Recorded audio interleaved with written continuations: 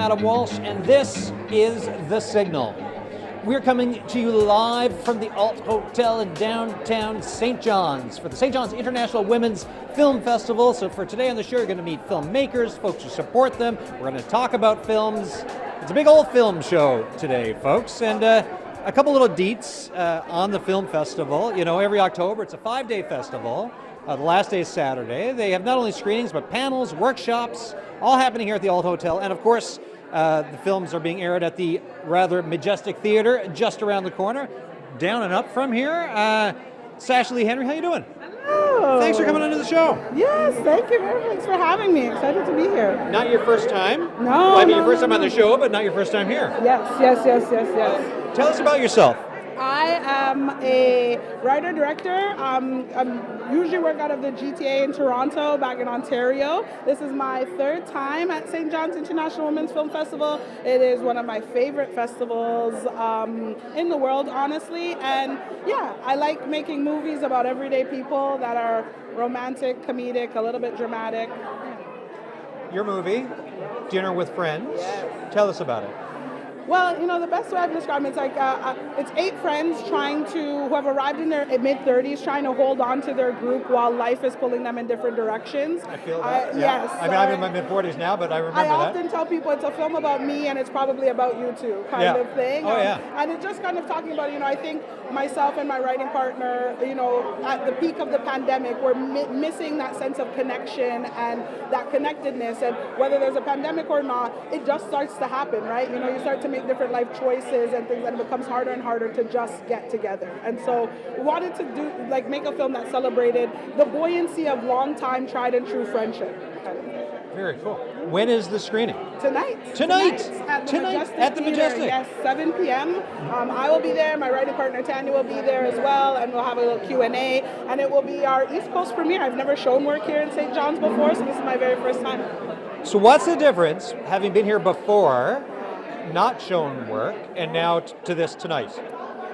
Well, I think what the exciting part is, usually I'm on a panel, but now people get to see the work that I've made, and I'll get to enjoy the experience of talking with people about it. Oftentimes in the past, work that I've had had already been released, or maybe it hadn't been finished yet. So to be able to kind of be here with such a very purpose-driven, art-focused community that really loves and celebrates the arts and show up for each other, I think the film is really going to resonate with them, and I'm excited just to talk to people about it. How long does it take to make a film like Dinner with Friends? Great question. Well, you know, how long should it have taken and how long did we have is two different things. But, you know, I think we made this kind of just wanting to remind ourselves why we like doing what we do. You know, the film industry across North America has been in a topsy-turvy place the last couple of years. And so myself and my producing partner were kind of you know, it felt like everyone was throwing spaghetti at the wall. And we were like, well, we got spaghetti. It's not a lot, but we got something. And so through Arts Councils, we raised $100,000 in financing, and we said, let's shoot it. And we shot it in 9 days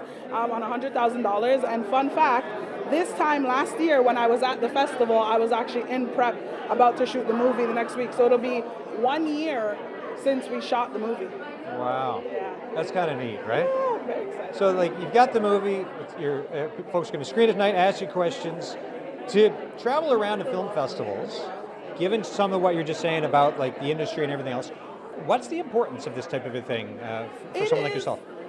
I mean, the importance and the impact of it cannot be it can't be overstated, truthfully, because especially at a time like this, it becomes a place of hope, right? A place where you can be rejuvenated again, where you can be inspired again, and know that it's not just hard just for you, we're all going through it, but we're in it together, and we're gonna make sure we get through it together. And I think as filmmakers, especially writers, sometimes it's just you, the internet, and a keyboard, right? And it can be very isolated, and something like St. John's that brings people together from across Canada is so epic. I just got caught in the rain over at Cape Sphere with a filmmaker I've been wanting to connect with for years, kind of thing. And so it creates those opportunities, and for you to hear how other people are getting by, or that they're still making work, and you get inspired. And I really feel like it's like a fire, right? The spark goes there, and you leave, and you're like, okay, I can do this still. And I think there's nothing else in our industry aside from that quite captures that quite like film festivals.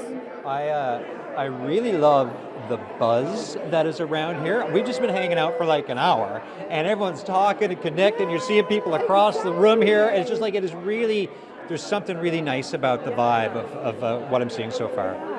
So what's last question for you? Yeah. What's on your bucket list on this trip? You've been here before, so what do you want to do still while you're here? What I want to do, I'm still here, so I was lucky to knock off some things this morning. Saw Cape Sphere, Signal Hill, and Kitty Vitty. I need to try Newfie fries, Newfie poutine, I think it is, with the dressing. Fried dressing gravy, there you go. Yeah, fried dressing gravy. I need to try that. And I also want to try like a good old fish and chips. I'm going to go to Duke of Duckworth, maybe try and catch the Jays playing later on today. I heard that rumor, Yes, bit of a game, bit of a ball game on tonight. A bit of a ball game happening today. So yeah, I actually knocked off quite a bit of it this morning, so. Cool. Nice to meet you. Enjoy all of it. Good luck tonight now, and just enjoy the rest of the time. And great meeting you. Thank you. See ya. All right, folks. Sasha Lee Henry there. So that's a filmmaker, right? So now we're gonna go from to a different type of film. We're gonna talk documentary, and I've got a couple more people joining us now. Come on over to the microphone. David Gosine, how you doing? Adam, how's it going? Allison, Basha, nice to see you. Nice to see you. All right, tell me about Lorraine. Now, I know Lorraine, but I mean, tell me, I've interviewed her, but tell me about your documentary. Lorraine is my cousin. Yeah. And we were lucky enough to pitch this wild idea to her a couple years ago that we wanted to tell her story because, I mean, she's a fearless social justice advocate. Lorraine Michael, former NDP, later politician, loads of social justice history behind her, besides for that as well, yeah. And when we approached her with it, I think there was a bit of a hesitation, but brief, and she was on board. And I think she knew that both of us wanted to learn and get our feet wet with storytelling and film development, and she was so happy to join. Allison, where'd you come into this? So David and I basically co-produced and co-directed. We were on board from the get-go. You know, we've been wanting to explore the Lebanese voices in Newfoundland and Labrador, and within the conversation, Lorraine's name came up. So we decided to do this profile piece. So David and I were on board from the get-go with each other, and we just went for it, you know, with a very modest budget but a very professional crew and a lot of support around us. Yeah. A lot of love. A lot of people put a lot of love into this project, from our composition to the production crew to everyone who knew Lorraine, loved Lorraine, and came out and showed their support for Lorraine. It was pretty special. Yeah. So when someone mentions Lorraine Michael, I mean, people know Lorraine in the province, right? So what do they get from this documentary that you think will enhance or perhaps be surprising or something else from it? Come on Saturday at noon at the Majestic for shorts. Lorraine, as her cousin sitting down across the table in my family home, this is a different perspective to the Lorraine that we saw in the House of Assembly, the Lorraine that we saw on the campaign trail. This is her with a cup of tea sitting down with me, and the first clip in the film is she looks at me, we're all set up, my mom brought her a cup of tea, and she goes, well, where do I begin? And I just looked at her, I was like, Lorraine, the lens is for you. Yeah. Have at it, let's go. And it's the 8 hours later, bless her, thank you, Lorraine, if you're listening, we wrapped the day and had story after story of her amazing life. What was it like for you listening to it and being there for it, Allison? So what is it like for me? Yeah, what was it? Yeah, so as you know, you're hearing this, you're going through, and then the decisions of like, okay, we got to carve this into something. You know what? It was quite the challenge for David and I as first-time filmmakers, but it was a really neat challenge for us, and just navigating the whole experience. We had hours of content from Lorraine. Like, it could have went in any direction, honestly, and we can still tell more of her story. But I think for me, it was just, I felt honored that she even wanted to be part of this, number one, but also that she wanted to help our film journey and that we can tell her story and a different side of her story that maybe some people don't know, you know, the personal side of her. Well, and when I think of projects like this, and I think of so we'll say Newfoundland and Labrador, and then we think of pockets of communities. And if you don't have stories that are told, the history disappears. And then to have this that exists and is out in the world about someone who is and has been a very important figure in our province and with Lebanese roots and background, and with that whole aspect of it, it is something that is there and will stay and will be on the record. What are your thoughts on having a small part to play in that, creating something that is a lasting story? I did a folklore double major at MUN, so it's pretty darn good. I mean, Yeah, exactly. undergraduate David would be like really amped about this. Look at me. Yeah. One of my favorite parts of this doc is archival footage that I found in MUN Folklore's department of a social work class from maybe the 80s. Yeah. And it's Lorraine giving advice to the social work class about picking your career and what you get out of your career and being, thinking future. Is this something that brings you joy? And she has this back and forth, one of the class members that says, well, you have to love what you do, but you also can't be taken for granted. And this is a beautiful moment, and the fact that we can put all these historical stories of Lorraine and her involvement with Con River's famine of the with Meowpakek, right? Exactly. With the hunger protests that happened back she was in the 80s. a big part of helping exactly. that. All of these anecdotes that she's had as her cousin being like pulling, and from my memory, but also I wasn't around in the early 80s, I wasn't born in 89, so I get all these stories that I didn't know about. Yeah. And What about yourself for like what you learned, and just the fact that like I said, you've created something that will help people either history stay with people, or to learn a bit about maybe something they didn't know in their community. I feel like we're just so used to seeing Lorraine in the news. Like, I don't know if a lot of people really know her as like a person in her day-to-day life. And I think for me, that was really informative, I know Lorraine. David is cousins with Lorraine. I'm not. So I learned a lot from her. And, there was a lot that was uncovered as the 2 days went on when we filmed. But I think like the more human, personal side of her is what I find interesting. Yeah. All right, so you're both feeling fairly excited. When did you say the screening is? Screening is tomorrow, Saturday, at the Majestic Theatre at noon. Tickets are available on the St. John's Women's Film Festival website. And Lorraine's actually going to be at the showing. Oh, cool. So, very excited. She's seen it once. She saw it in Montreal. And how's the feedback from her? So, right before it starts, she looks at me, she kind of taps on me, and she goes, I don't know if I'm ready. Just like, here we go. It's a roller coaster. And it was probably the best received film at the whole festival, and that screening. Yeah. And it was amazing to watch her experience that together. I think she wants to tell more of her story at this point. I think so too. Yeah. We hope so. Building it out. Yeah. Nice to see you both. Thank you so much for coming on the show. Good luck now with the screening. Thank you. Thanks for your time. See ya. All right, you're listening to The Signal. I'm Adam Walsh. We're live at the Alt Hotel for the St. John's International Women's Film Festival. We're talking about films, documentaries, folks who support filmmakers, you name it. Right now, though, we've got Winnie is here, Executive Director of the Disability Screen Office. Welcome to town. How you doing? Thank you. Thank you for having me. I'm doing really, really well. We just had an incredible panel just now. It's called Collective Wins, and I was speaking with my colleagues Judy Lung from TIFF, Maxine Bailey from the CFC, and Carrie Swanson from the Indigenous Screen Office, one of our other screen offices, and I'm from the Disability Screen Office. Tell us a bit about the Disability Screen Office. We are a national, nonprofit, disability-led organization that works with the whole industry, whole Canadian screen industry, in breaking down barriers and creating opportunities for disabled creatives to thrive through advocacy and policy change, through programming, and through partnerships across the whole country and industry.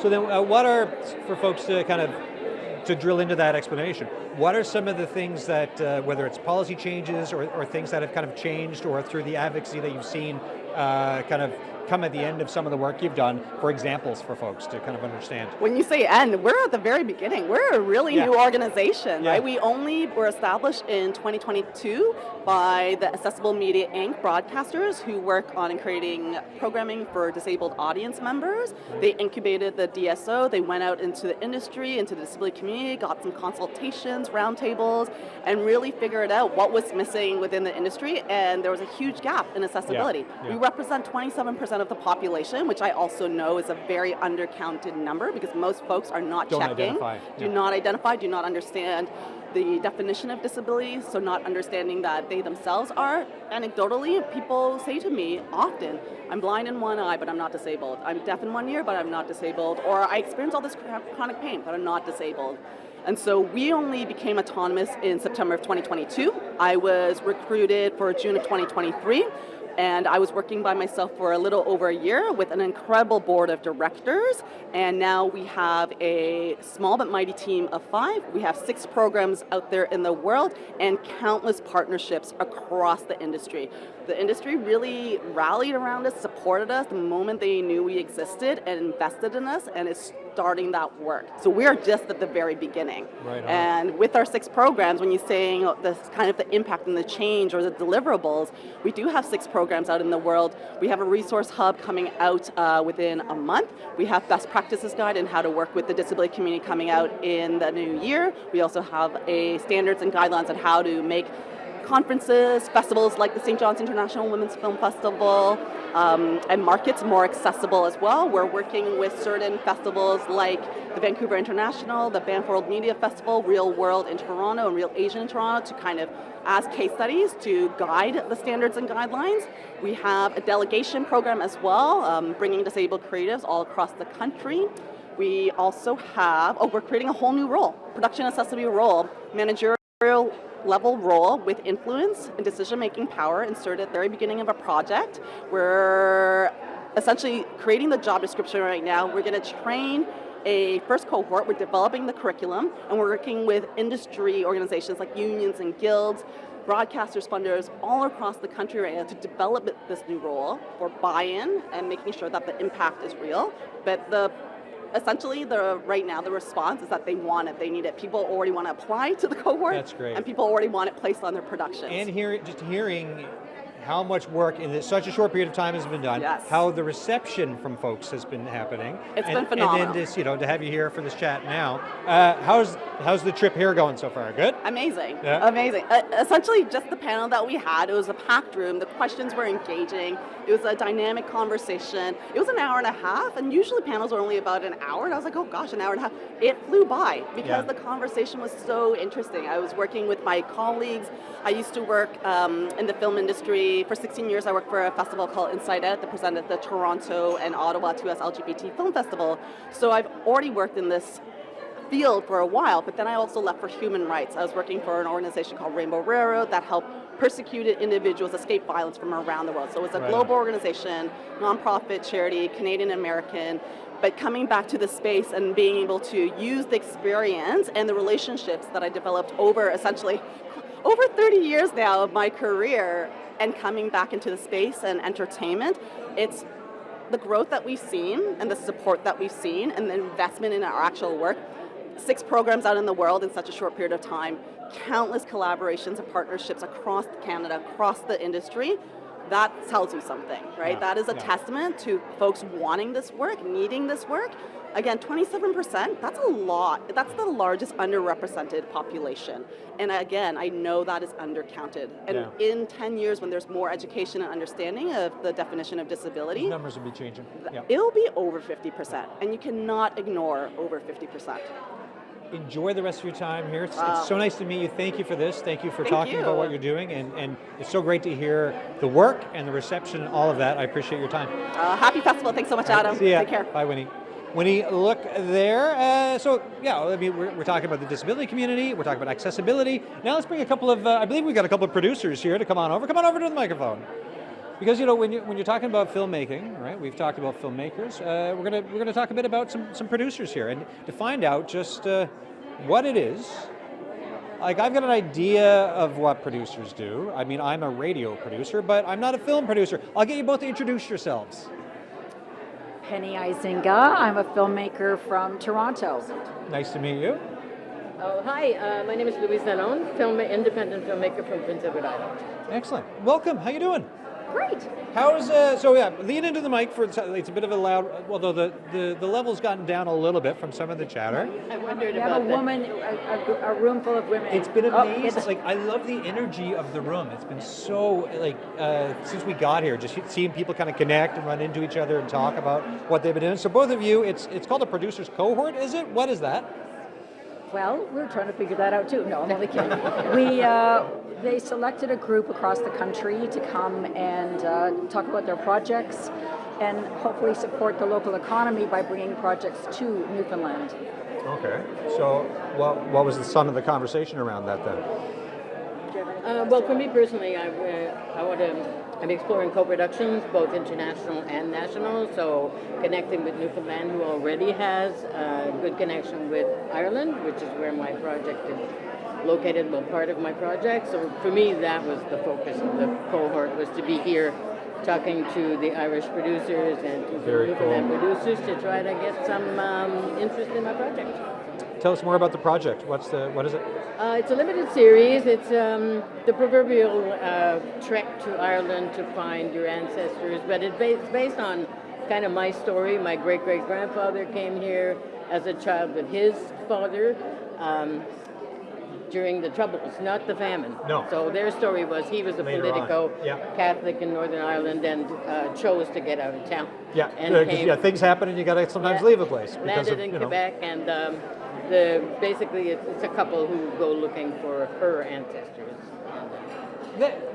To work on something that personal, what's that like? What's that like? It's fantastic. It got me to Ireland twice. That's pretty good. Knocking on doors with a family name, and of course they all roll their eyes when they go, "Oh, here's a Canadian looking for their ancestors." Fifth one today, yeah. But it was fantastic in terms of fodder for my story and really getting a much better understanding about the Irish culture and the people, and it's been fantastic. Penny, tell us more about some of your work. Yeah, I have a couple of stories, a couple of feature films. Sorry, I've been talking so long this week, I'm actually losing my voice. You can host a jazz show at this point, right? It's raspiness. Maybe my husband will think this is sexy, I don't know. I have two feature films that I think should be shot here. One was a seed of an idea that came from Gordon Pinsent. I got to know him years ago when I was producing a teaser for him. Yeah. And then we shot two short films together, and he allowed me to take this other story and move it ahead. So it should be shot here. Yeah. The landscape is so much a part of the story. Yeah.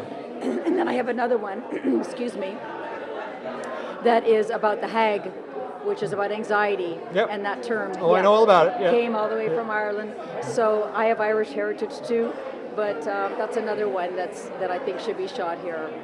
Yeah. Could I ask you both, what's it like, whether it's this film festival or any of the other ones that you go to, for the meetings you do, the folks you talk to, like, what's the benefit of it for the industry, for Canada, and what you're trying to do individually? Like, why do these things matter so much? First of all, I think having a group of women together to talk about their projects is extremely important because we are still underrepresented across the nation. And I think it really is great to be able to collaborate together in such an intimate kind of boutique environment here. It's unusual and it's very powerful.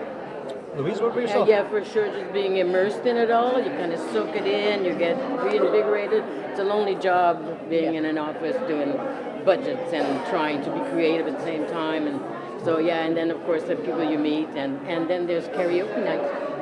You get to really blow your voice out. Well, all right, so what's your karaoke night? What song is yours? What are you singing now? Come on.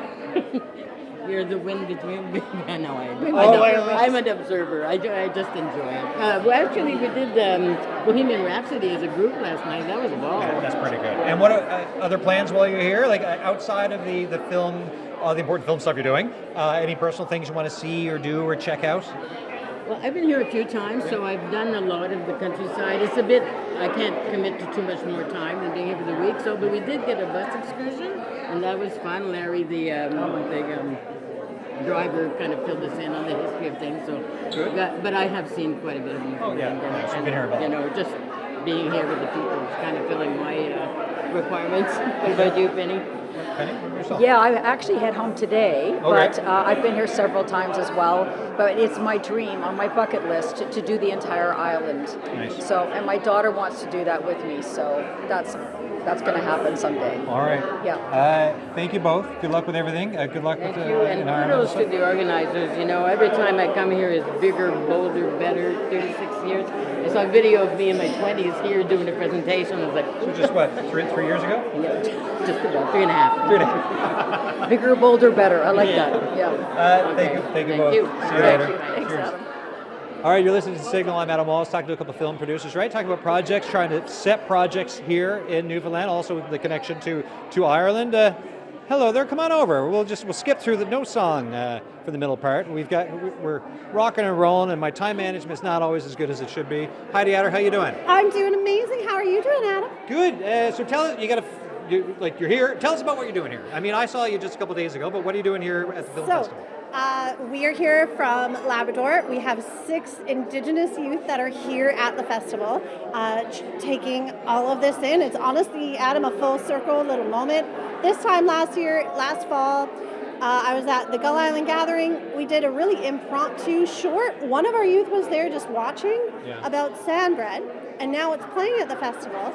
But we showed it to the community this time last year, and it sparked them, elders and parents, going, can you teach our kids how to do this? There's been enough white people coming in. There's been enough white people like me coming to Labrador telling stories.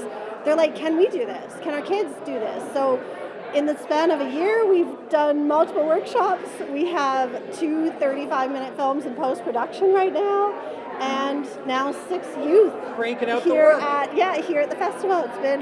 It's been crazy, but amazing. Are our friends coming up to talk today, or are they nervous? They Are will, you folks coming? Well, hey, good to see you all again. Come on up. So we have 3 youth here this All right, morning so in these- the lobby. So a couple days ago, I said hi to everyone in the studio already, and we were giving a little tour of CBC. I'll just get you to introduce yourselves again, and what we're going to do is pretty much like we did the other day, but I mean, there's a different type of TV camera this time. But so introduce yourselves.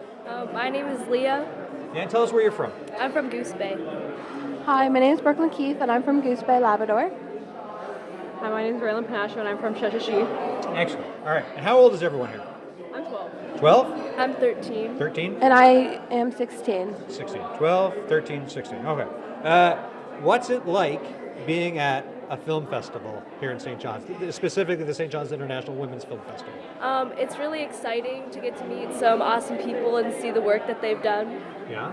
Any other thoughts? It's been so crazy and so chaotic, but it's been amazing to meet everyone and get our name and voices out there to show that we too, coming from Labrador, not having a place to put our voices out, are here and we have the interest. We want to get out and show. Yeah, we've got the talent, we've got the ability, we're down here at a film festival, we've got the goods to show, and we're here, and pay attention to us. Yes, of course. What are your thoughts?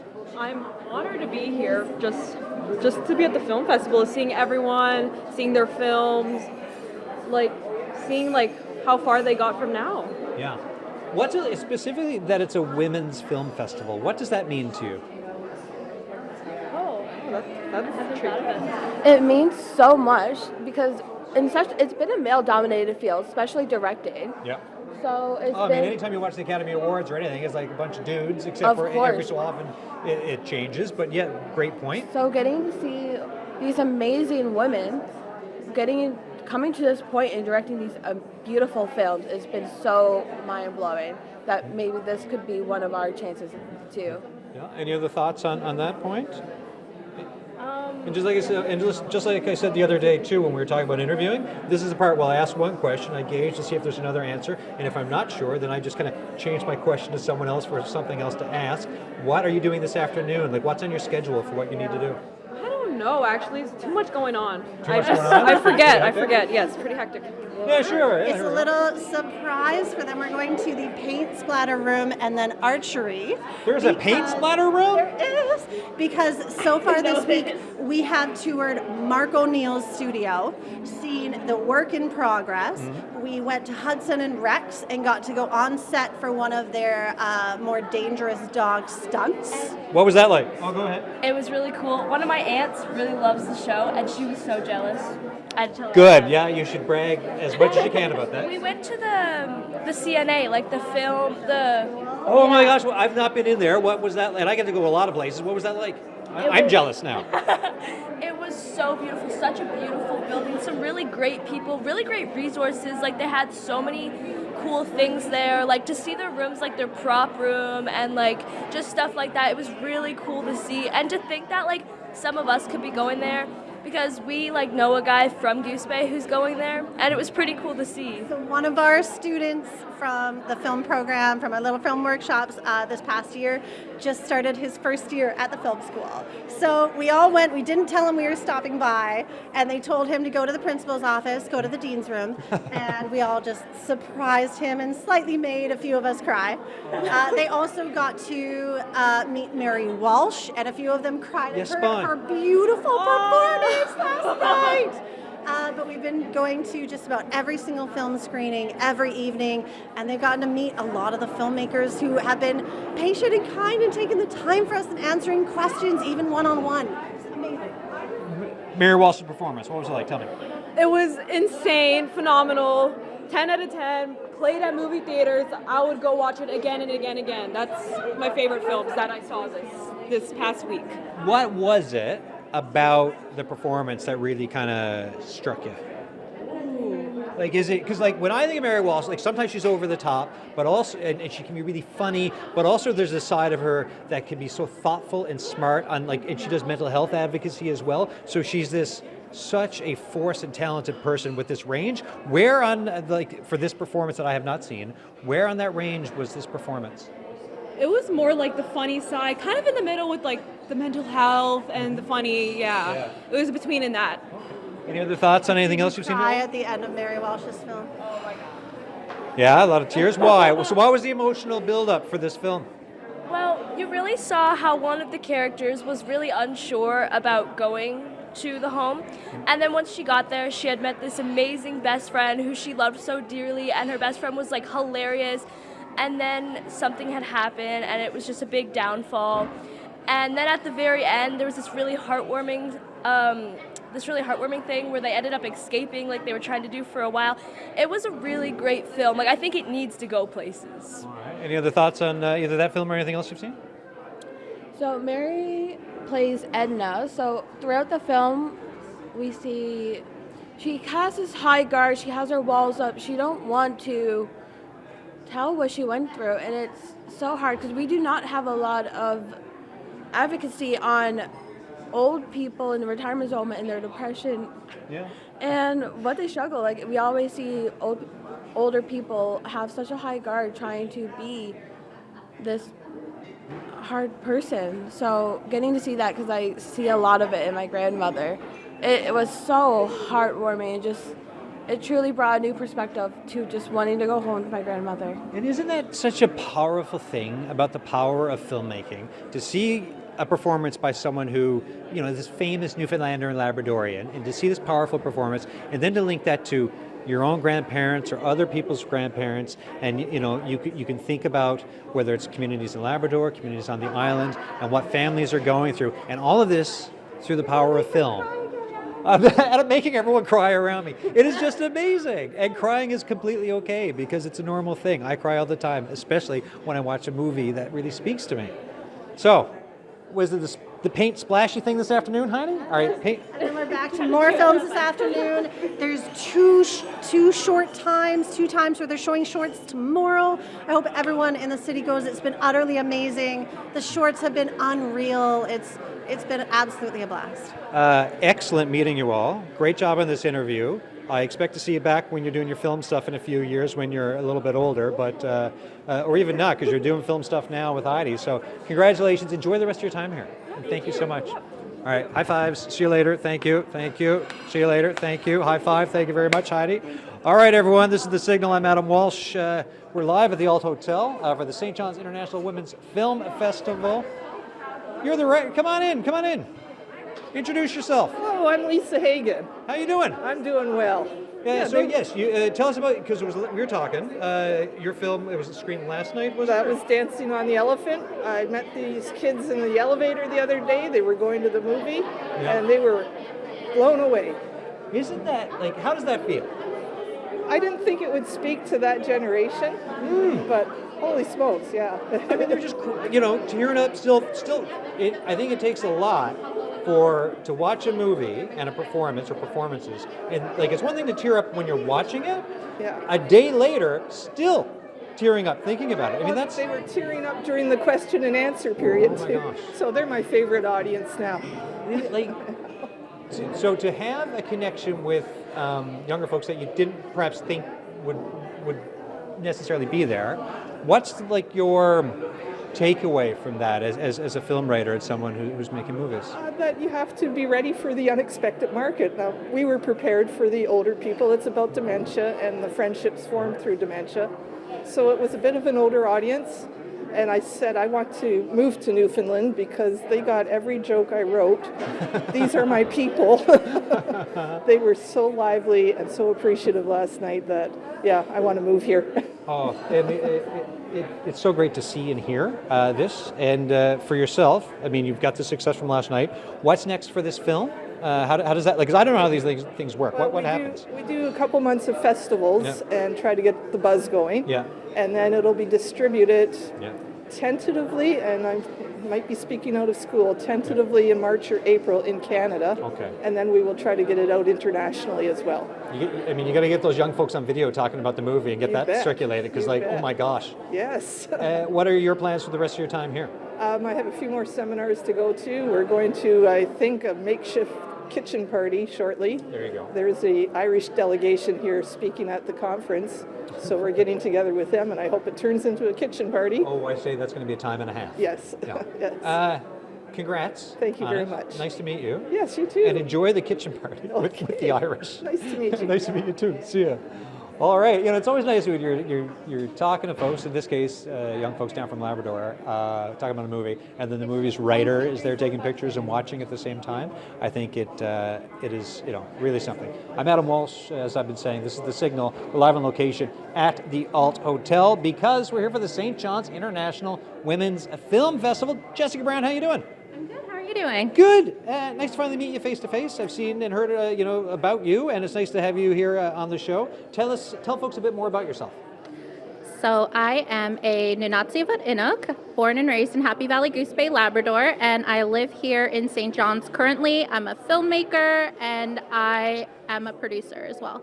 Excellent. What have you been doing at the film festival? Like, what are the highlights for you in the work and everything that you're kind of doing?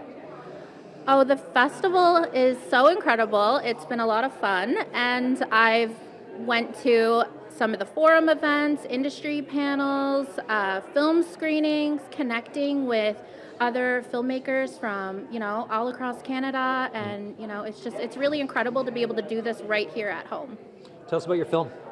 My film is called Going Off. It was a film that I created up in Nain, Nunatsiavut. It's an independent film, and what happened was the Nunatsiavut government, Department of Health and Social Development, asked me to go to Nain to teach a filmmaking workshop to the youth. Oh, cool. We were off on the land for 5 days, and during those 5 days was the creation of this film called Going Off. So it's really a love letter to my Inuit community. It's it's healing, it's joy, it's a lot of fun to watch. It brings back great memories every time I get to see it. Can you paint the picture for me?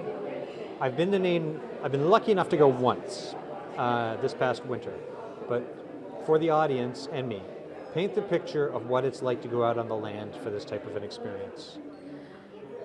Going off on the land is cold.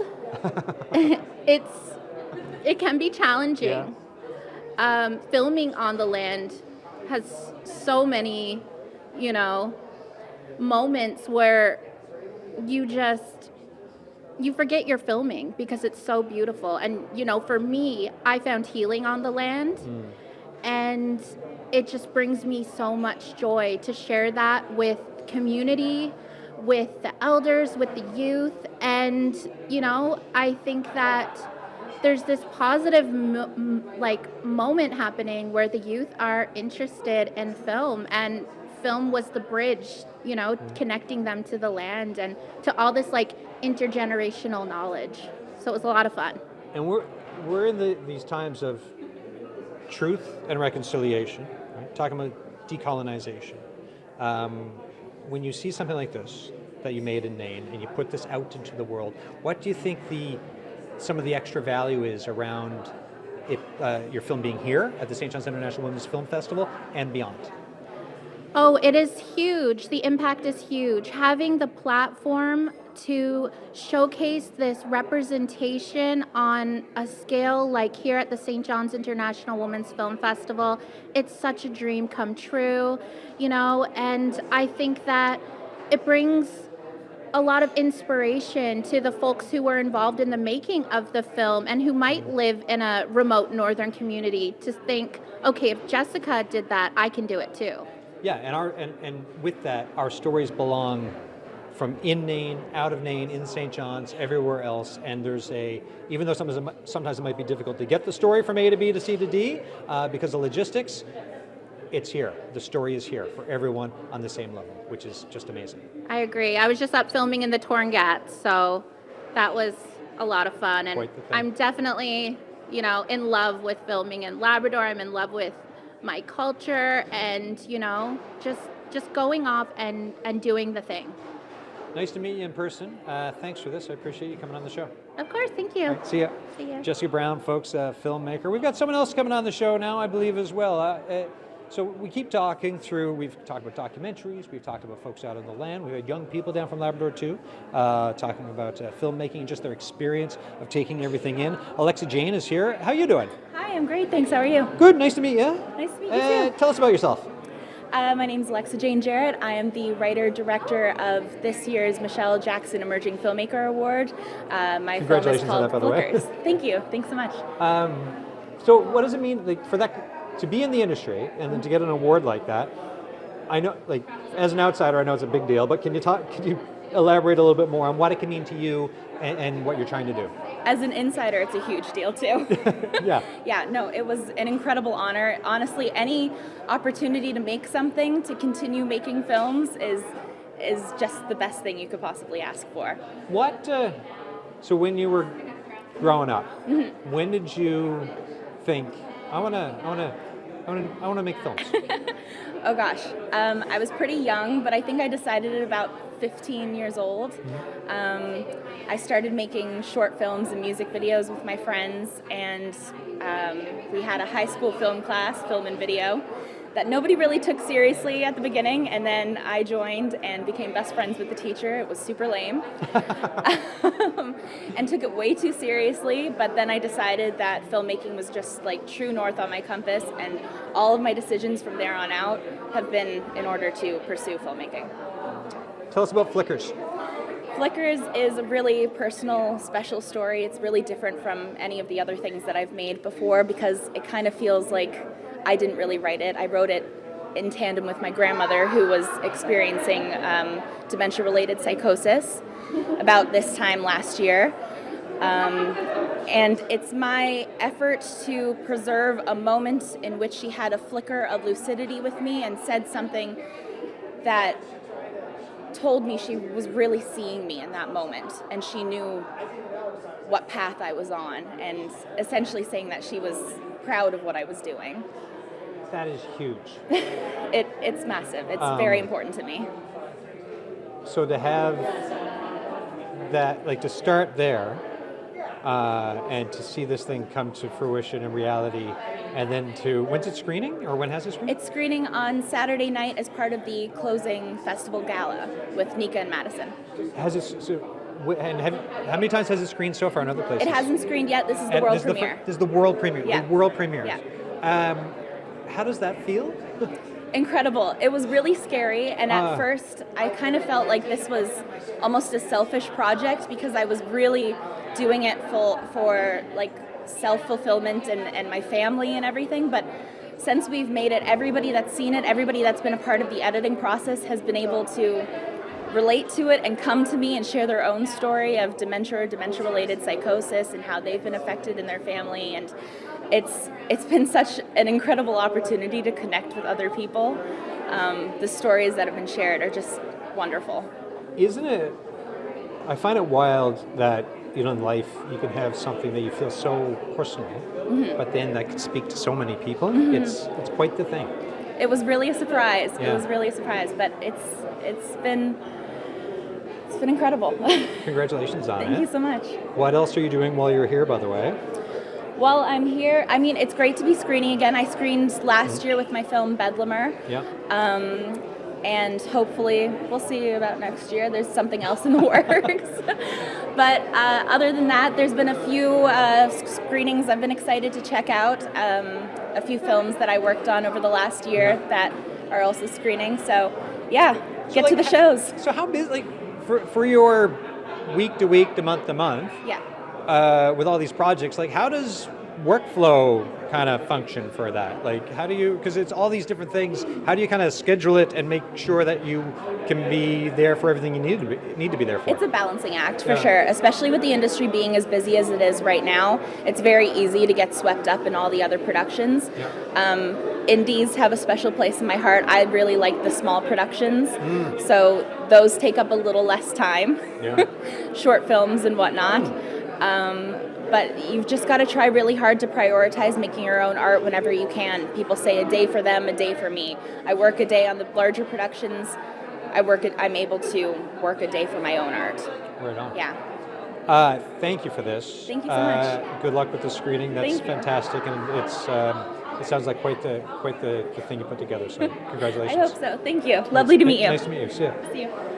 All right, we got one more guest here today. Typically, we start the show with Jenn Brown, but this year we said we're going to flip everything upside down. We're going to flip everything right upside down, and we'll talk to the executive director at the end. And I had to be really confident on my time management skills for this one, because every so often it might be like, and say your name and we're done. But we actually have a couple of minutes. What a treat. How's everything going? It's going so well. Yeah. It's so exciting. I mean, we've been working all year towards this point, and we have our expectations. We know all the pieces. My team are so incredible. There's so much care and love poured into it by the festival team and volunteers, but then also our entire community. And to see so many people from our province come out, but then also from all over the world, and just have the absolute best time and be overwhelmed with love, and there's so much beauty, and they're learning so much, and we're so generous, and be able to step back and be like, yeah, I know, hey. We said if you came here, that's all we need, because you'll get here and you'll get it, and you'll fall in love with it, and we know you're going to keep coming back. So our little formula works, but it's because of our amazing community, Genius right? plan. St. John's shows off. Buzz here this morning. Just looking at people, because we're here, Pike and Arlette and I'll say setting up, even though, I don't think I did a whole lot of setting up myself today, did I, John or Arlette? No, they're shaking their heads. You helped it, I'm sure. I carried some of the gear in this time. So Good job. But as I was looking around, just seeing people say hi and connect and talk, and it really has this happy, beautiful energy to it. Yeah. And we've talked to people who've been here multiple times. We've talked to first-timers. We've talked to young folks who are here, making trips down from Labrador.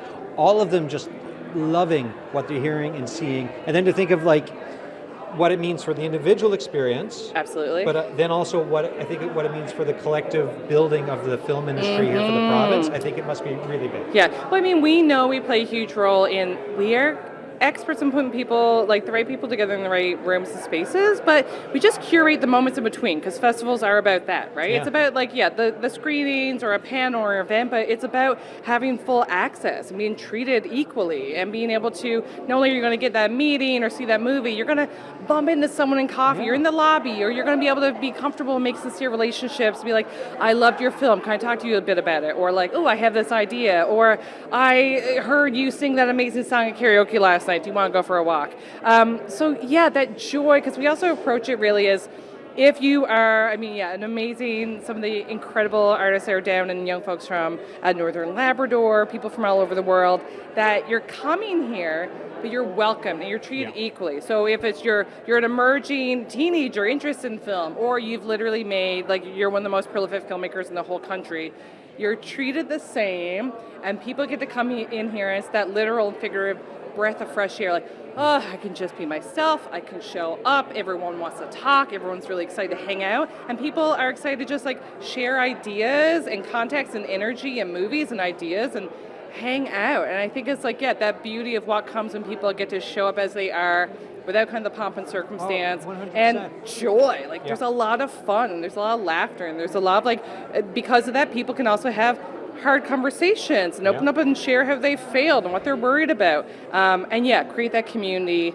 that we're really proud of. And I also just love being able to show off local people and talent and fill up St. John's, right? Like downtown is intentionally full of, I want the stores to be busy and the restaurants and the theaters, and people are exploring here and falling in love, and it's so exciting. Especially this time, when you talk about the restaurants and some of the shops and stuff, this is the slowdown period of the year too. So having this time of year on the business side of it, I think it's massively helpful. This festival is a huge economic driver, absolutely, and really supporting this billion-dollar film industry right now, which was not the case when I started.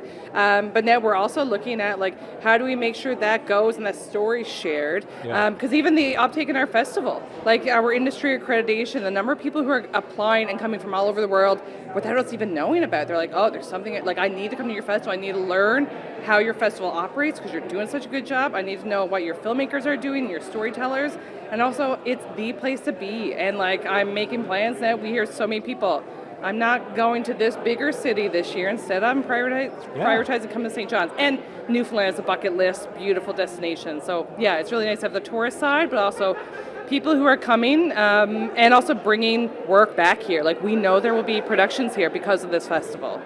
Yeah, the interdigitating or the synergy, whatever you want to call it. Like I was talking to Sasha Lee Henry earlier, and she was like, we were out there at Cape Spear in the fog, and I was talking to this producer about a thing, and we had this moment, and you're like, there you go. That's the magic of it. It is the magic. And even just the, we did this bus tour today, and we knew it was going to be raining sideways, but also the like, that's an experience too. Like that's a fun thing that people were overjoyed to be like, we were soaked and we saw this amazing thing and the dramatic fog lifted, and put a bunch of storytellers in this environment, how can you not be inspired and take something away from it? You're not going to forget it. Last thing, one final plug for when people it's St. John's International Women's Film Festival website. Things are screening at the Majestic. Anything else they need to know? Well, I think our closing night, Nika Madison, is a really incredible first feature film by an Indigenous filmmaker. We're having an opening performance by Eastern Owl. There's still some seats left to that, but it's such an incredible film on a lot of different levels, and I really hope that we get to fill that theater and really show all of our guests how supportive our audiences are in our community here. And there's really fun rap parties and other things happening here in the city. But I think take a risk, come out, grab a ticket, bring a friend, be that hero in your friend group. And follow along. And we really hope that we get to meet some nice new folks in the audiences. Jenn Brown, thank you so much. Thank you. Good luck with the rest of it. Appreciate it. Jenn Brown, their Executive Director, St. John's International Women's Film Festival. That is it for the show today. Monday, we are talking about water woes in communities from Newfoundland and Labrador, low water levels. We've got a Kelly McMichael song, I believe. If it's not, it's whatever song gets played. But here's a taste of a Kelly McMichael song to bring us out today. Enjoy your weekends, folks. Thanks for listening.